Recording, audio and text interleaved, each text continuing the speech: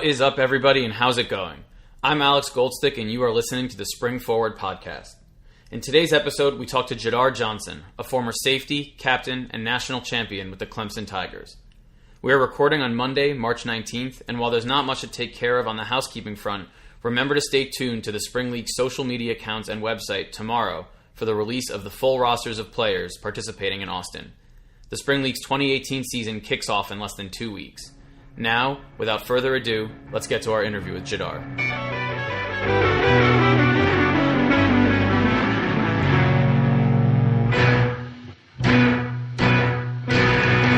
Now joining us on Spring Forward is Jadar Johnson. He's a former safety and captain out of Clemson who registered 106 tackles, 9 interceptions, and 12 pass breakups over 54 collegiate games.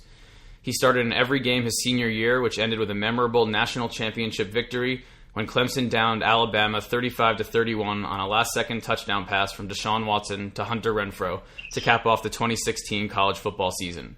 Jadar spent a brief period with the New York Giants after going undrafted, but abruptly retired less than a week into his professional career.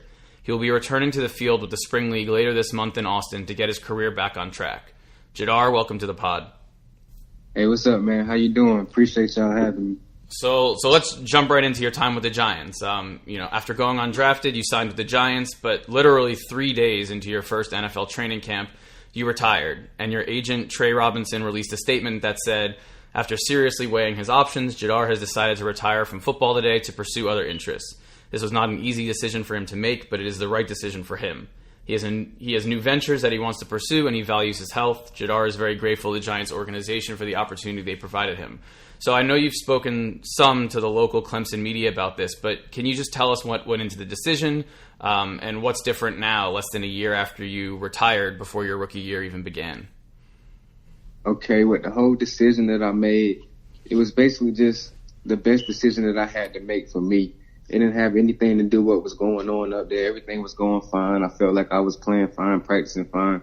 But just as far as the things that I had going on off the field, I felt like it was better for me to just take a step away from the game at the time and do what I needed to do to prepare myself mentally to get back into all that. So, in that article I read, I think you talked a lot about sort of mental health issues, getting yourself back in the right state of mind to succeed as a professional football player. And, mental health has sort of always been viewed as this taboo issue for athletes to talk about. And that wall seems to be breaking down a little bit now.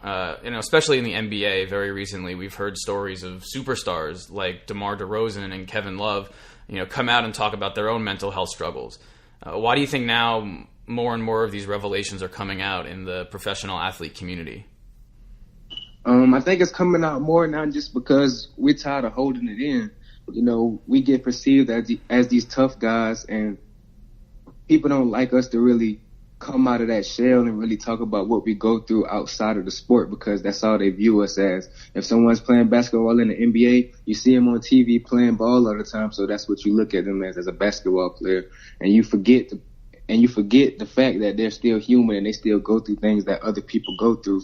So I think that we just tired of going through that, and people are starting to explode. We've seen some stories with players committing suicide, and it's just getting to a point now where it's time for athletes to stand up for ourselves and actually, just make it aware to people that we go through everyday struggles just like the normal person, working a 9-to-5 job. Just because we're playing ball on TV or playing sports on TV, we're not excluded from that stuff that happens in life. So, the two superstars I mentioned were both in the NBA, which is, is obviously not a sport that has had to deal with the mental health impact that football has. Do you think we can expect more of this discussion to come out of the football world, or do you think it still exists in there where, we're talking about concussions so frequently and maybe how that ties into mental health? I can't really call it, but I think it should. I think it should definitely be something that we talk about more and that we take more serious, because it's definitely happening, and it's something that we can't just keep looking over. It's happening, and we need to get down to the solution of it just so we can stop that, and so we can help people get through that. And if it's not really on the rise of getting to that point where everyone is aware of it and everybody is thinking about it, I want to try to be that spark, and I want people to look at my story, and especially the kids that's younger than me, that's going through the sport and that's getting older and going up the levels in the game. Because I don't want them to go through anything that I was going through at that time. Because when I was up in New Jersey, the feeling that I had with all that stuff going on, I don't want that feeling to happen to anyone else. So if I can do anything to prevent it, I will. And the start of that is me just getting my story out there, letting people know that, hey, I was going through some things. I had a tough guy role too. I tried to play tough, and I didn't want to talk about it to anyone. I tried to keep it in, and I just exploded. So I want people to look at that and look at what I'm doing now, having the strength to actually come out and talk about it and actually tell my story. And I want them to look at that and just kind of, use me as a guide. Like, yeah, all right, I seen him do it, so I can come out and actually talk about this stuff and not just let it eat me alive. So eventually I feel like it will come to that point where it's a bigger topic than what it is right now, and more people will look at it and more people will take it serious. Yeah, I think that's an extremely admirable stance. And, mental health is something that for sure needs to be talked about, whether it is, like you said, someone leading a quote unquote normal life or someone trying to make it at the highest level of athletics. But, since last summer when you were with the Giants to today where, you're a couple weeks away from stepping back on a football field in the spring league, what are some steps on a personal level that you've been doing to seek treatment for what's been ailing you? The first thing I did was when I came back home, I just needed to talk. That was my biggest thing, because I had done spent so much time holding it in, holding everything in. And I felt like it was just a relief once I got all of that stuff off my chest. I came back, I talked to my parents. That was the first step. I ended up getting some professional help too with Milt Lauder, man. I want to shout him out because I can't thank him enough, because he really went out of his way to give me a few sessions just so he could, help me with what I was going through. And at first I was kind of ashamed of that. I was thinking like, I don't need to go see no counselor. There's nothing wrong with me. But once I took that factor into myself, like, hey, you need some help. So I went to him and it worked out the best for me. So that was just my main thing, really just talking and getting that stuff off my mind. And once it got to that point where I felt comfortable talking and actually just having my problems out there on Front Street, I just became a happier person. And that was really the start of it. I became happier, and I was like, okay, now I see that football wasn't my problem, because initially that's what I tried to do. I tried to point my finger at football like, this is the problem. This is why I'm stressing out like this. This is why I'm thinking crazy. But it wasn't football. That's just what was in front of me at the time. So instead of being a man and just taking action for what I was going through, I pointed my finger at football. As soon as I stepped away from the game, I realized that wasn't the case. It wasn't that I lost passion for the game. It was just that I was going through some things and I kept it in. So, I mean, yeah, that's really all it is, just talking. And once I talked, I got right back into it. I probably only took like maybe 2 weeks off of working out when I first got back. And that's all the time I needed to really get back right mentally. And just having all that time away from the game, yeah, I missed it, but I still feel like I needed that, because like I said, it made me a happier person. Right now, I haven't been this happy in a long time. So I don't regret my decision at all for leaving, even though I know it's going to be harder to get back there. I feel like I'm built for it now, just because I'm mentally stronger and I'm ready to go through anything that I could possibly go through to have to get back there. So bringing that back to the football field, as an undrafted free agent, you're always working hard to prove that you belong in the NFL. Right. Given the past year and what you've dealt with, you're also going to have to show that you're mentally committed to the game, especially to the scouts that are going to be on site. So how do you plan on doing that? And does that add extra pressure to you going into the spring league? Nah, it doesn't add any extra pressure, just because I'm used to that as far as the football process. When I came out of high school, I wasn't highly ranked, so I had to work my way up. Even when I got to Clemson, I had to work my way up. I know everyone talks about it like, wait, he didn't start until his senior season. But yeah, that was just a part of my journey. That was a part of my process of having to work myself up and actually prove to people that I could actually play on that level. So I knew I would have to do the same thing again once I got to the NFL. And I mean, that's going to be my case right now. Like, I'm going to have to prove to everyone that I belong there and that I can mentally, be strong enough to deal with on the field stuff and off the field stuff. And I'm willing to do that. And just like I was talking about a few minutes ago, it all goes back to communication. I mean, once I get that chance to sit down in front of teams and actually talk to them and show them that, yeah, I'm ready to deal with this stuff now. I'm more mature now. I've had some help. I did what I needed to do to get back mentally tough, and I'm still the same player that I was when I came out of college. Like I said, I only took like 2 weeks off. I still was studying film and all that. So, I mean, it'll have to be me talking to them with confidence, though, so they can actually see it in my eyes like, yeah, okay, I feel like he's ready. And, I mean, I'm pretty sure a couple teams are still probably scared away from that, and I can't really blame them for that. But I'm pretty sure there'll be some teams out there also like, okay, yeah, I see it in his eyes. I'm willing to give this kid a chance. And that's really kind of all I'm hoping for. Yeah, so we'll talk about your senior season in a minute because you balled and, obviously it ended in a national championship. But tell us how you came across the Spring League and ultimately got accepted to participate.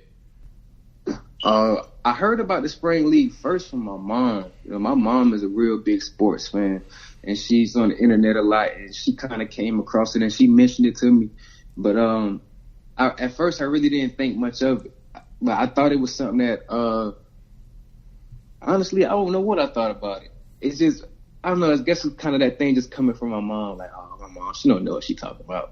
It's just my mom. She just throwing stuff out there. Kind of how son just want to be rebellious to their mom sometimes. But when she mentioned it to me, I kind of just was like, okay, yeah, Spring League, and kind of just brushed it off a little bit. But then I saw where they said Johnny Manziel was participating in the Spring League, and that caught my attention some more. So I'm like, okay, maybe I need to look into this for real, see what my mom was talking about. So I ended up searching it, and I seen some things about it. I seen the whole background of it, the information of it, and I thought to myself, like, hey, this could be a good opportunity to get back on the field, because a lot of scouts want to see, hey, you need some film. We can't keep going off your college film. You just missed the whole year of football. We want to see you get back on the field, and we want to see some film from you, see if you can still play ball. And I felt like, wow, this is just like a sign from God. Boom, Spring League. So I went full-fledged into trying to get into the Spring League, and I was so happy when I finally, got accepted into it, and I was just like, man, it's a blessing. So I'm really just ready to get out there and show everyone what I can do. Well, big ups to Mom for the referral. But, the Spring League was created to provide second chances to elite football players like yourself that are trying to get back into the league or to that elite professional level. What does having that opportunity mean to you or to guys like you in your position? It means a lot to me, just because, sometimes you need that extra help. You need that thing on the side to where people can come and watch you, kind of like the D League with NBA. That's exactly what I compare it to. And even like the All-Star games just coming out of college to get into the NFL, I feel like it's an addition on to that, because, with all the people and all the talent in the pool of guys that's trying to get into the NFL, some guys get overlooked, or some guys just, need that second opportunity because sometimes the first opportunity doesn't go the way that they want it to. And with this league being here, it's just like, okay, for the guys who felt like they need that second chance, or the guys who felt like, hey, I just got overlooked by this much, and I know I can show guys that I can actually play in this league. And I feel like this is why the Spring League is here, and that's big, man. And like I can't thank them enough for allowing me to actually participate in this, because I don't know what my plan would be if I didn't have it, because I don't know how else I would get film without being able to get back on the field. So I just want to give big props to the Spring League, because this is something that I feel like is definitely needed. For sure, and we don't know how that story will end yet, but we're hoping for the best for you. We talked about mental health earlier, but something else that I came across when researching for our conversation that you've had to overcome in your life was actually walking. And I read that you didn't walk until you were 20 months old, and some scouts actually said that your back pedal was weirdly pigeon-toed, which is obviously something that D-backs have to do a lot. Talk to me about overcoming the physical setbacks you may have had in those areas in your life. Yeah, when I was born, I was badly pigeon-toed when I was born. Like, people can still see it now in my back pedal, but it was worse when I was a child. Like, I mean, I would literally try to stand up and take a step and just trip up over myself. And my mom actually had the bodies, like some white shoes. I don't know the name of them. But they have no style to them. They were some ugly shoes, some hard shoes. And I had to wear them for a long time. It kind of helped straighten out my feet. But I just feel like that just characterizes me as a person. Like, that's who I was when I was born. I was always someone who was just tough and strong and fought through things. No matter what was thrown at me, I found a way to get through it or to make it a better situation. So, I mean, I feel like that's just me, and that's me to this day. I'm willing to fight through anything that I have to fight through to get to wherever I need to be. And, I mean, the back pedal's been working for me for a few years. Even when I look at it myself, like sometimes I go back on film and watch myself, and I can see where everybody's seeing it. It does look a little funny, but, I mean, it doesn't hinder me in any way just because I've been doing it for so long and I'm used to doing it. And, you know, putting normal people like me to shame forever. Since, you know, I got 2 normal feet, and I didn't make it anywhere near college football. But now onto the fun stuff now. So, you know, in your senior season, you obviously won the national championship, and you were one of 6 permanent team captains. You tell us how the team decides who their captains are and what it meant for you to be made a captain of a team that went on to win it all. All right, to become a captain, the team votes on it. Well, first, it's like we narrow it down to a list of people. That's kind of just the collective. Okay, these guys we feel like can be leaders, so we're going to let the team vote out of these guys. And for me to even make it into that pool, I was like, oh, man, that's good, because just from where I started from when I first came as a freshman, I was, you know, childish. Just you know, that freshman syndrome that some of us get. And I came to school with that mindset. So from going to that, transitioning to being a potential captain, you know, that just made my day. But, you know, the team voted on it, and I ended up becoming a captain. And it just meant everything to me just because, like I said, where I started from when I first came in, I knew how my mindset was. And just to see the growth over those 4 years. And I want to give a big shout out to Coach Sweeney, too, because he promised me and my parents that that's what he was going to do. And it wasn't just the football aspect of it. It was just on the field and off the field. Me from going to a boy transitioning to a man. So me getting that captain position, it meant everything to me. That was really the biggest accomplishment individually I did as a football player, was to become a captain. And I've always been a quiet person, so I never really talked a lot. And so to get that captain position, that mean that, you know, I actually came out of that shell. I came out of that comfort zone. I got myself uncomfortable so I could help the team out. So that was real big for me. And one of those 6 captains that I mentioned was Deshaun Watson, who had quite the roller coaster rookie year in the NFL. You know, the highest of the highs, and then unfortunately ended with a brutal knee injury. You know, what's it like to see someone as close as you are to him succeed at the NFL level, and maybe contribute to the inspiration behind your own comeback story? Oh, yeah, I loved it, man. Just to see Deshaun ball like that. And I expected it to happen just because I've seen him practice all the time, seen him play all the time. So I knew he was fully ready for the NFL. And it just makes me so proud knowing that that's one of my brothers that I worked out with every day, practiced with every day, bonded with every day. And, you know, I'm real happy for him. And he definitely gives me inspiration to get back into the NFL just because I'm like, hey, this is one of the guys that I struggled with for the 4 years, you know, waking up at 5 a.m, having to work out. This was one of the guys I grinded with. And I see him doing it. So it just reminds me like, hey, you can be there too. You can be up on that level, showing everyone that you can play ball at a high level too. So big shout out to Deshaun, man, because he's an inspiration to guys, whether he knows it or not. You know, somebody's always looking up. So yeah, for sure. And you know, in your senior season, you made first team All ACC. You started 15 games in that season. You got 65 tackles, 5 picks, 7 pass breakups. Obviously, Clemson has a deep and talented defense, but where did the surge of big numbers come from in your final college football season? It was a build up from me just working from my freshman year up until my senior year, I feel like. Because when I first came in, you know, I really started raw. I didn't know anything about film. I didn't know really anything about the safety position. I actually came in as a cornerback. I was like 178 when I first got to college. But I gained so much weight when I first got there, so I went to safety. So it was like starting all the way over for me. And I felt like I always had the physical ability to go out there and play at a high level, but my knowledge wasn't there yet. So it was me just really getting the knowledge that I needed to get and put it with the physical aspect of the game. And I finally just got it all to crumble together or just come together and build something nice in my senior season. So I really think that's why I took off like that my senior year, just because of all the work that I put in the previous years and just building on to become the complete player that I could become.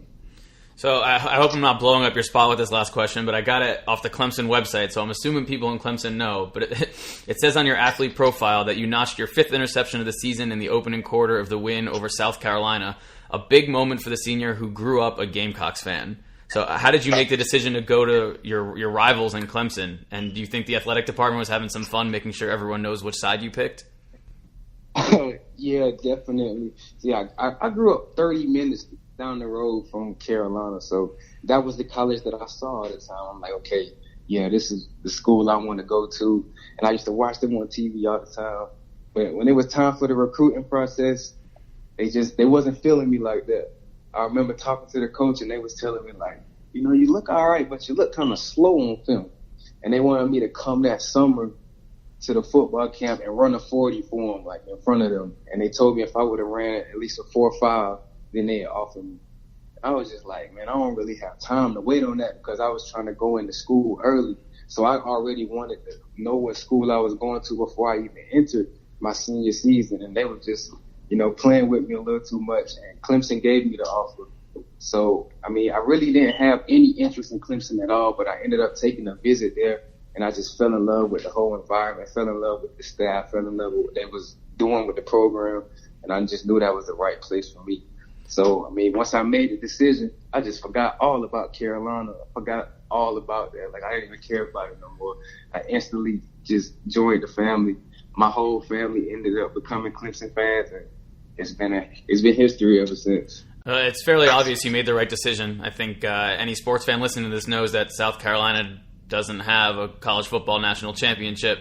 But on Clemson's way to the national championship, you forced fumbles in both the semifinal against Ohio State and the national championship against Alabama. After having the kind of season that you did your senior year, was there anything different about those big games that led to, you know, huge moments, or just another game opportunity to ball out? Just another game and opportunity to ball out, man. And I mean, I really just feel like it's the culture and it's what they instill in us at Clemson. You know, Coach Sweeney always has that rear view mentality, that windshield mentality.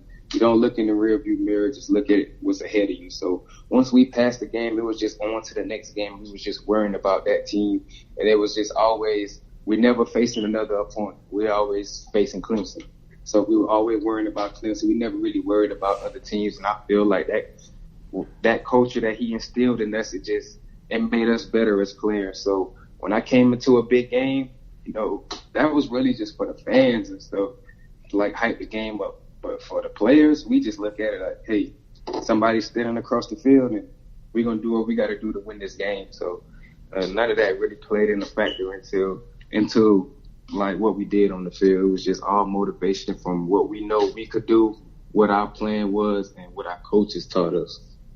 So you have the rare achievement of making back-to-back national championships while you were on the team. Clemson again made the college football playoff this year. Your first year not in school. But what is it about Coach Sweeney's mindset or approach to the college game that has put the Tigers on the top of the college football world so consistently as of late? I think it's simple, man. It's just him wanting to do the right things. That's his main thing. Like, before he thinks about being the best football team, before he thinks about going down and trying to get to the playoffs or get to the national championship, it's just always about being a good program, being a clean program, doing things the right way. And, I mean, I feel like that's just a spark to us doing what we do on the field. So, man, I don't know. I can't give enough praise to Coach Sweeney and the things that he taught us and the things that he has this program doing, you can just see the changes from when he jumped in as head coach. We've been going north ever since, and I appreciate that from him. So, I mean, if I had to point out that one thing, it would be that, just helping the program become clean and be a good program, and everything on the field to take care of itself. After the national championship, which was ultimately your last college game, you gave a speech to an almost full Memorial Stadium in Clemson, South Carolina, and told the whole crowd how nervous you were before you started talking. So what's worse, waiting to kick off the national championship or public speaking to a full stadium? Oh, definitely public speaking in front of all those people, man. You know, the football, that's nothing. I've been doing that since I was like 3 years old. But actually getting up there and having to talk in front of all those people, especially when you didn't know you had to talk, because I had asked before we even started the whole parade, I'm like, are they picking people to talk, or are they making like the whole senior class talk? And they was like, oh, nah, you good, man. You don't have to talk. Because they know I don't talk a lot. I always been a quiet person. So I'm up there chilling, and they just call my name, and I'm like, whoa. Like, y'all really going to throw me on the spot like that? So that was way more nerve-wracking than, you know, just starting off the college national championship. Because that just felt like another game to me. I was just ready to ball, but I was not ready to talk that day. And how about podcasts? You feeling good now? Yeah, I'm feeling pretty good now, man. Just it's your spirit, though. You know, you make me feel warm. You make me feel welcome. So I feel comfortable talking to you. All right. Well, that's all I got for sure. For sure, appreciate the feedback, and you know, also as we say at the end of every interview, especially before the spring league starts, you know, can't wait for spring. We might have to come up with a new tagline in a couple weeks though, when we're in the middle of the spring league and then when we get to the end. All right, yeah, man. Can't wait for spring, definitely.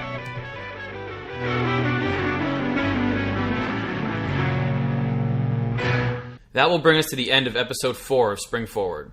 Thank you to Jadar Johnson for the time, and we wish him the best of luck on his return to the football field at the Spring League. Tickets for 2 doubleheaders that each Spring League team will play at the Kelly Reeves Athletic Complex in Austin, Texas are now on sale. The first games will take place on Saturday, April 7th, and the second set will be on Thursday, April 12th. You can buy tickets at thespringleague.com. The Spring League can be found on all social media platforms at the Spring League, and you can find me on Twitter at AGStick and Instagram at ThisIsMyOtherIG. All music was provided to Spring Forward by Joshua Rosner. We're looking forward to bringing you many more stories from the Spring League soon. Later.